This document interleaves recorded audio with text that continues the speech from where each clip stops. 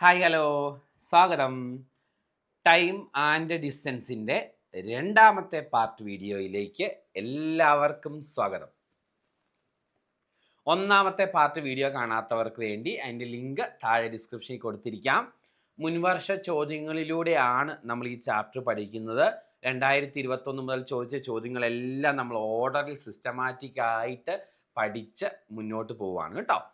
അപ്പം എല്ലാവരും കറക്റ്റ് വൃത്തിയായിട്ട് ഫോളോ ചെയ്യാനും ക്വസ്റ്റ്യൻ എഴുതി തന്നെ മുന്നോട്ട് പോകാനും ശ്രമിക്കണം. നിങ്ങൾ വെറുതെ വീഡിയോ കണ്ടു പോകുന്നവരുണ്ട്, അല്ലെങ്കിൽ ചെയ്ത് നോക്കി അറിയാവോ ഇല്ലയോ എന്ന് അങ്ങനെ പോകുന്നവരുണ്ട്. നിങ്ങൾ സ്വന്തമായിട്ടൊരു നോട്ട് റെഡിയാക്കണം മക്കളെ. ഞാൻ എപ്പോഴും പറയുന്നതാണ്, നിങ്ങൾക്ക് റിവിഷൻ ചെയ്യണം. ഇത് വീണ്ടും വീണ്ടും വീഡിയോ എടുത്ത് കാണാൻ നമുക്ക് സമയമില്ല.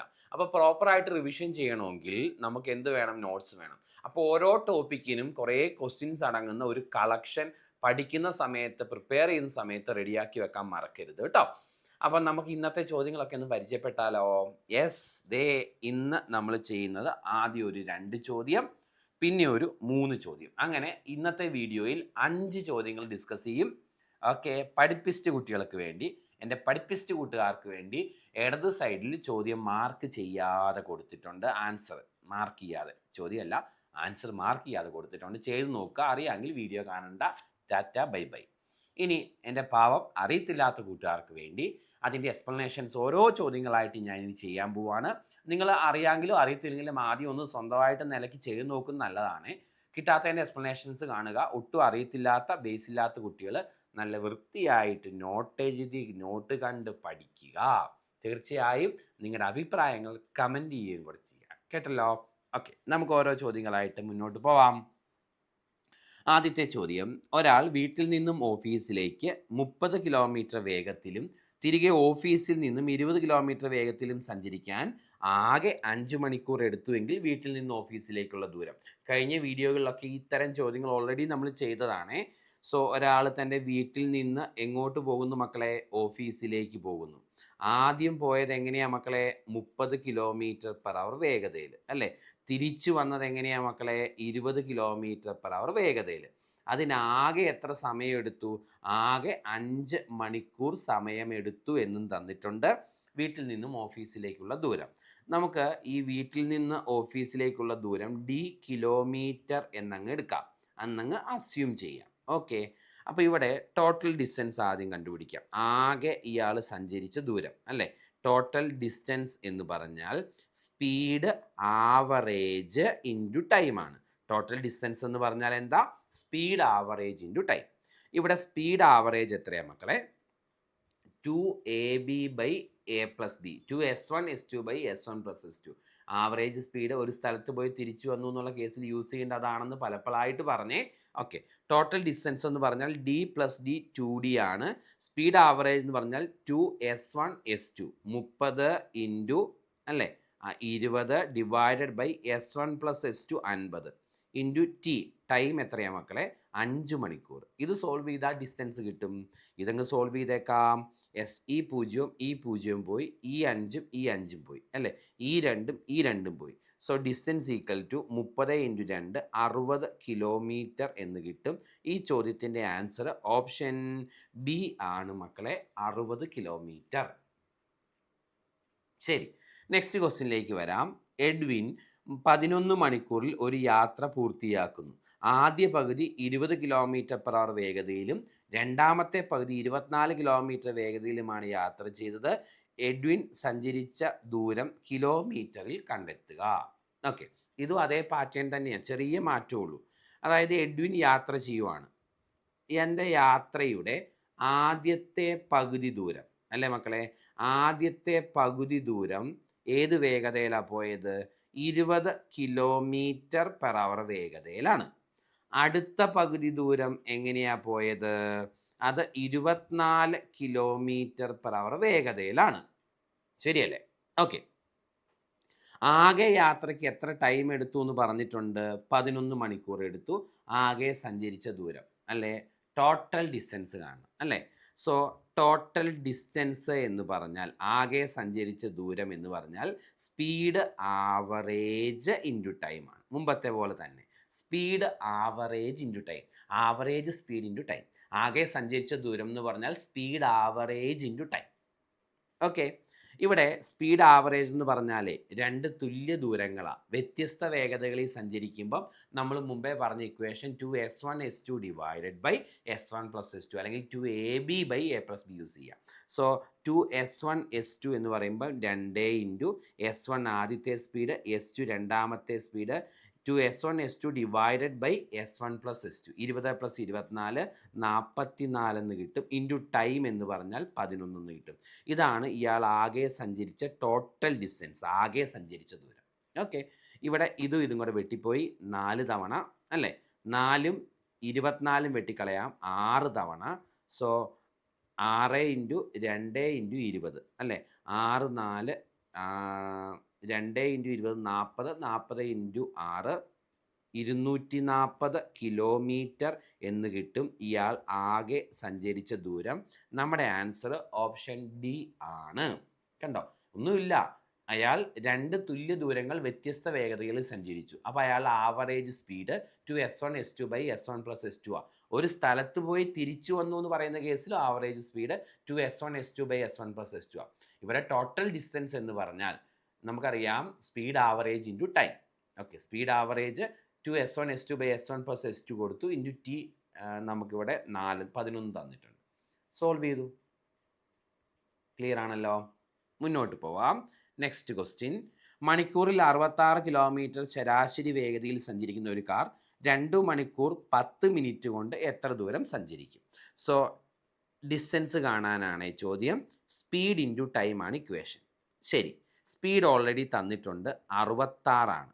ഇൻറ്റു ടൈം, ഇവിടെ സ്പീഡ് തന്നേക്കുന്നത് 66 കിലോമീറ്റർ പെർ അവർ എന്നാണ്. എന്നാൽ ടൈം തന്നേക്കുന്നത് 2 മണിക്കൂർ 10 മിനിറ്റ് എന്ന. 2 മണിക്കൂർ 10 മിനിറ്റ് എന്നുള്ളത് മുഴുവനായിട്ട് മണിക്കൂറിലേക്ക് മാറ്റണം. ഈ 10 മിനിറ്റ് എന്ന് പറഞ്ഞാൽ ബൈ 60, 10/60 മണിക്കൂറാണ്.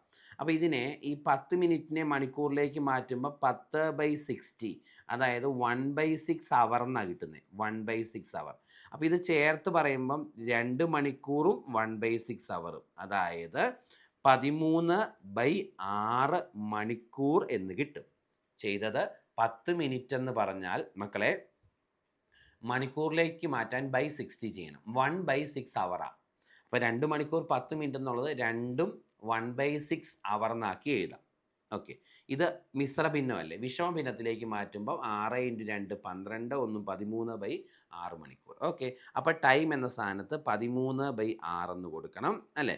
ഇതും കൂടെ വെട്ടിക്കളയാം. 11 ഇൻറ്റു 13 3 4 1 143 കിലോമീറ്റർ എന്നാണ് ഈ ചോദ്യത്തിന് നമുക്ക് ആൻസർ കിട്ടുന്നത്. ഓപ്ഷൻ ഡി ആണ് ഇതിൻ്റെ കറക്റ്റ് ആൻസർ. മുന്നോട്ട് വരാം. അടുത്ത ചോദ്യം.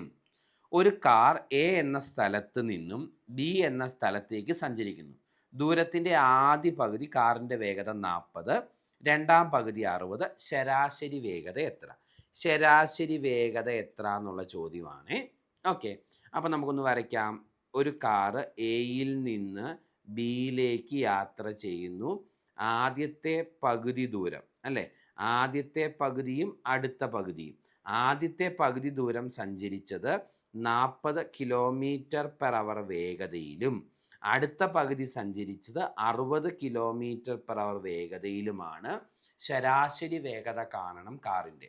നമുക്കറിയാം സ്പീഡ് ആവറേജ് സ്പീഡ് കാണാനുള്ള ഇക്വേഷൻ 2ab/a+b എന്നായിരിക്കും ചിലപ്പോൾ നിങ്ങൾ പഠിച്ചത്, അല്ലെങ്കിൽ 2s1s2 ഡിവൈഡഡ് ബൈ s1+s2 എന്ന് പഠിക്കാം.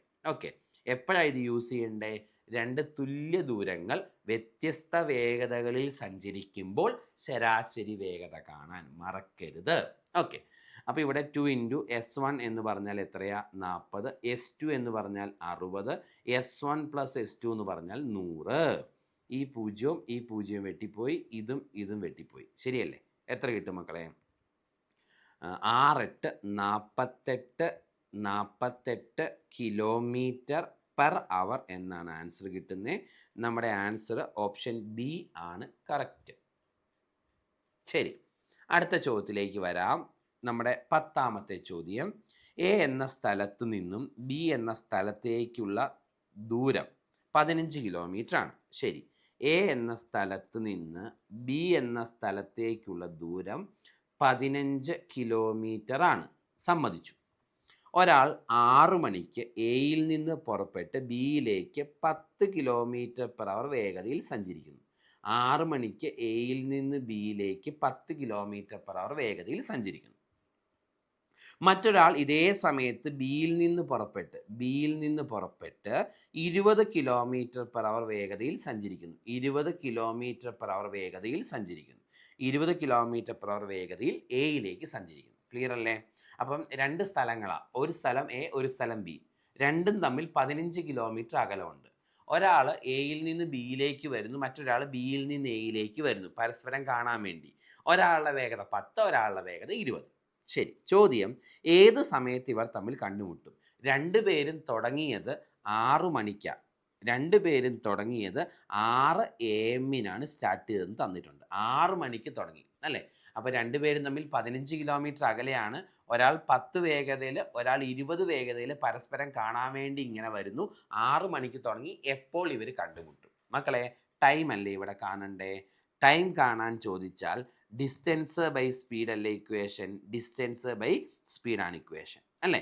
ഓക്കെ, അപ്പോൾ ഇവർ തമ്മിൽ ഉള്ള ഡിസ്റ്റൻസ് ഓൾറെഡി നമുക്കറിയാം, 15 ബൈ സ്പീഡ് എടുക്കുമ്പോൾ ഒരു പ്രശ്നമുണ്ട്.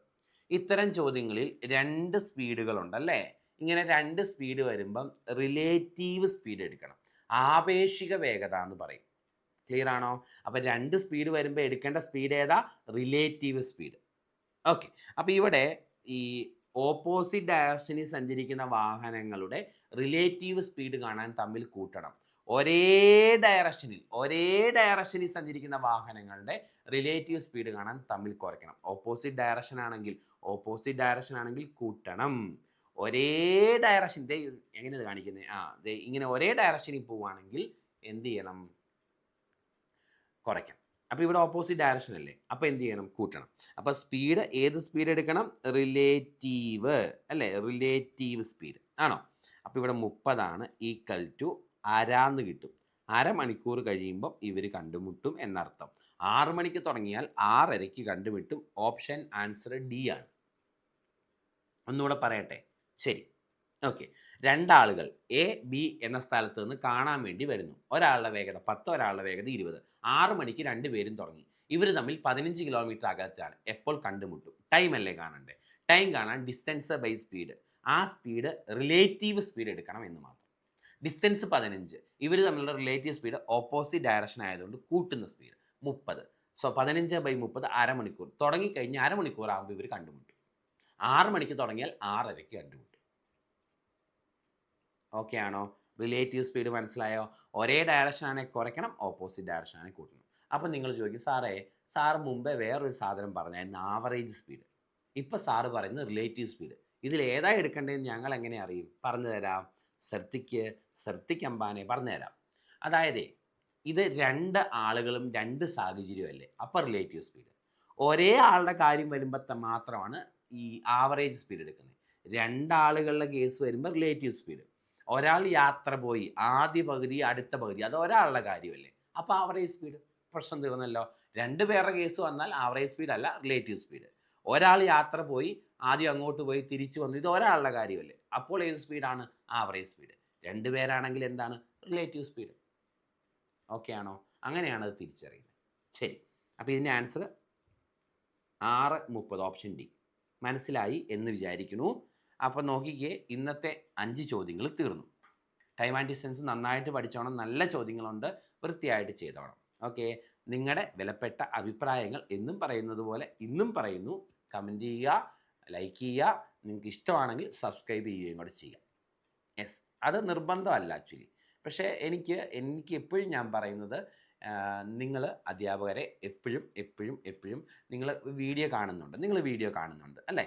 നമ്മൾ എഫേർട്ട് എടുത്ത് ചെയ്യുന്നതാണ്. അപ്പോൾ നിങ്ങൾക്ക് വേണ്ടി ചെയ്യുന്നതാണ്. അപ്പോൾ അത് കണ്ടു കഴിയുമ്പം നിങ്ങൾക്ക് ഒരു നല്ല വാക്ക്, അല്ലെങ്കിൽ നിങ്ങൾക്ക് ഉപകാരപ്പെട്ടെങ്കിൽ, സാറേ താങ്ക് യു, ഉപകാരമായി എന്ന് ഞാൻ പറയുന്നത്, മക്കളെ ഇങ്ങനെ ഒരു ശീലമില്ല. പക്ഷേ നമ്മൾ എൻ്റെ മാത്രം കാര്യമല്ല കേട്ടോ. ഇതുപോലെ എഫേർട്ട് എടുക്കുന്ന ഒത്തിരി അധ്യാപകരുണ്ട്. ഇത് വരുമാനത്തിന് വേണ്ടിയാണ് എന്ന് നിങ്ങൾക്ക് തോന്നുന്നതാണ്. എഡ്യൂക്കേഷൻ ചാനലുകൾ ഭൂരിഭാഗവും നമുക്ക് ആക്ച്വലി കൂടുതലായിട്ട് ചിലപ്പോൾ ക്ലാസ്സിൽ കംപ്ലീറ്റ് ചെയ്യാൻ പറ്റില്ല പലതും. അപ്പോൾ കൂടുതലായിട്ട് നമ്മൾ കുട്ടികളിലേക്ക് മനസ്സിലാക്കാൻ വേണ്ടി, ഉപകാരപ്പെടാൻ വേണ്ടി, അവർക്ക് കിട്ടാൻ വേണ്ടി ചെയ്യുന്നതാണ്. അതിൽ നമുക്ക് വരുമാനം അല്ല ലക്ഷ്യം എന്ന് മനസ്സിലാക്കുക. ഞാൻ എപ്പോഴും ഓർക്കുക, നിങ്ങൾ തരുന്ന പ്രോത്സാഹനങ്ങളാണ് എപ്പോഴും ചെയ്യാൻ സഹായിക്കുന്നത്. അതുകൊണ്ട് നിങ്ങൾ കാണുന്നുണ്ടെങ്കിൽ നിങ്ങളുടെ അഭിപ്രായം ഒരു ലൈക്കായിട്ടും കമൻ്റായിട്ടും ലവ് ആയിട്ടും ഒക്കെ രേഖപ്പെടുത്താൻ മറക്കരുത് എന്ന് വീണ്ടും ഓർമ്മിപ്പിക്കുന്നു. Thank you.